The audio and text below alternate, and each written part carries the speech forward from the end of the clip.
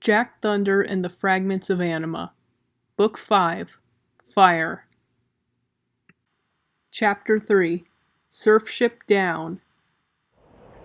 Now this is more like it. You could learn something from him, Jack Thunder. Terry Paradise had been so kind to offer him and the rest of the team a ride over to Mount Inferno. The sunny storm gremlin led the charge, effortlessly guiding the billowing storm cloud over the expanse of the Lapis Ocean. San found it much easier on him than sliding down a rainbow was. He welcomed the change of pace. The Tengu's ease faded when a black mass brushed past his head, nearly grazing the feathers on his ears. Looking forward, he gaped in shock. The smog cloud directly in front of them didn't even look like a cloud of smoke. It looked more like a cloud of pure blackness. It writhed and twisted. Black masses of liquid null magic forming bubbles that blew up and collapsed into the cloud. Some of these bubbles broke off, filling the skies the heroes found themselves in. Terry did his best to weave his way around the bubbles. San's breathing hitched as Terry made another tight maneuver through an archway of null magic. Now he understood what Terry meant. This was more than mere volcanic smoke. This was something unholy, unnatural. And Anima only knew how far it had spread already. Just as it seemed like Terry had made his way through the storm, he accidentally clipped one of the bubbles from the right. His surfing cloud dissolved suddenly, sending himself, the four kid heroes, San and Frosty, flying towards the Howling Range just beyond Mount Inferno. San flapped his wings frantically as he grabbed onto Shadowpaws, Buckthorn, and Razor, the three closest to him.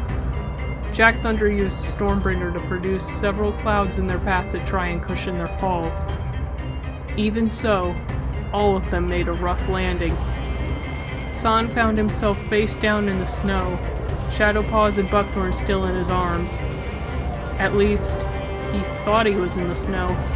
He suddenly had a hard time understanding just where he was, or anything really. Where was he? Where was everyone? What had just happened? Lifting his head up, he made out a figure wrapped in thick furs through the white wall of snow. Slowly, the figure approached him. Just before San's world went black, he was sure he saw the stranger in furs reaching for him. Pain. A searing, throbbing pain ignited in San's head as a light from somewhere teased him awake. He grimaced as he opened his eyes. Through the agony, he could make out a light brownish color. Not much else, though. The world was still spinning too much. San swallowed, doing his best not to throw up. What had just happened? As much as he racked his brain, he couldn't remember much. Just that 1 second he was surfing through the sky, and the next he was lying in the snow. As he continued to look through squinted eyes, the spinning stopped. The picture became clearer. The brown he saw was the roof of a wooden trailer. He turned his head to the side. He was wrapped in bright, shiny red blankets. That stranger had saved his life. Look, he woke up! San looked over and saw the crew standing over him. Jack Thunder, Frosty, Buckthorn, Shadowpaws, Snotter, and a kitsune he'd never seen before encircled the cot he lay on. Razor took his place on Jack Thunder's shoulder, also looking concerned. San sighed in relief. They had all made it. He tried to pull himself into a sitting position, but the splitting pain in his head forced it back onto the pillow. Don't strain yourself, sir. You got a pretty awful concussion out there. A concussion? That explained why he couldn't remember anything. He turned to Jack Thunder. What happened back there? The cloud crashed. Terry ran into some of the null magic from Mount Inferno, and we all fell and landed in the mountains, the storm gremlin replied. Terry? Where's Terry? Your friend is fine, the kitsune answered. He's actually in the other bed next to you. She and the others parted, revealing the orange-clad storm gremlin laying in a cot opposite his. Terry smiled and gave him a weak thumbs up. Karami? Are you in here? The team backed up as another kitsune entered the trailer. She shook herself off before removing her furs. San immediately recognized her. She made her way up to the Tengu's bedside. "Well, long time no see, San. Didn't expect us to see each other again like this." San chuckled. "I could say the same for you, Altairia, though it seems you've been doing a lot better than I have." He stopped to take a rest. "Thank you for saving us back there." "Thank Kirami. She's the one who rescued you," Altairia replied as she motioned to the smaller kitsune. "Nice to meet you," Kirami introduced herself. San smiled, despite himself.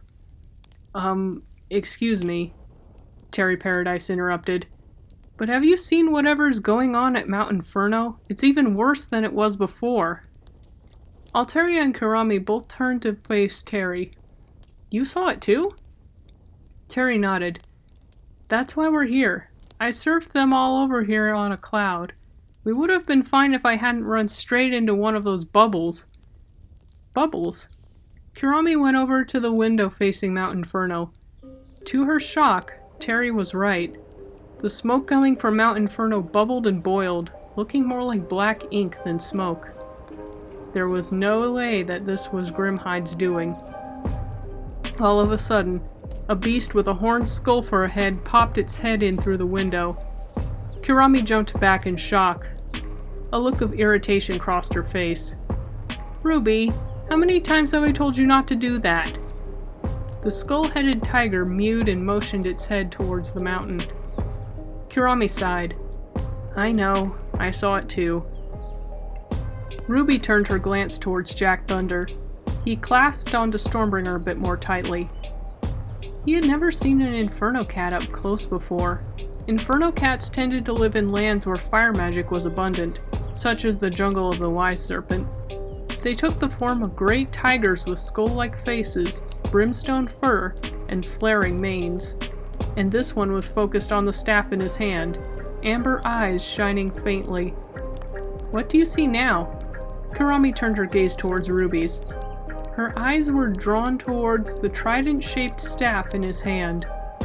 Was that really? The gemstone in the center filled the entire room with waves of eerie green light. Looking around, Kirami noticed that the staff wasn't the only thing that was glowing.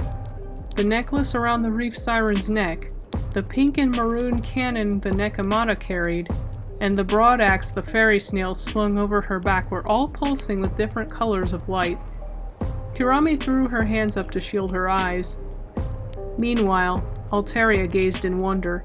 She never expected that the strangers that came for a visit would have already collected 4 of the 6 fragments of Anima. Perhaps Anima thought it was time for fortune to smile down upon her and her charge. All of a sudden, the colors shifted. What was once a spectrum of green and blue and purple became a uniform scarlet glow. Wait, red. Isn't that the color of fire magic? Snotter asked. She was right. The fragments had sensed the presence of Yuki. Altairia's stomach dropped. Yuki was somewhere around Mount Inferno, but so were the Wendigos. She and the others would have to act quickly to find it before the Wendigos or the mountain's cold-blooded inhabitants could. With the flare of her magic, the trailer jolted to life. It began making its way down the mountainside, back towards the jungle. If she and Kirami were going to find Yuki again, they would need those kids' help.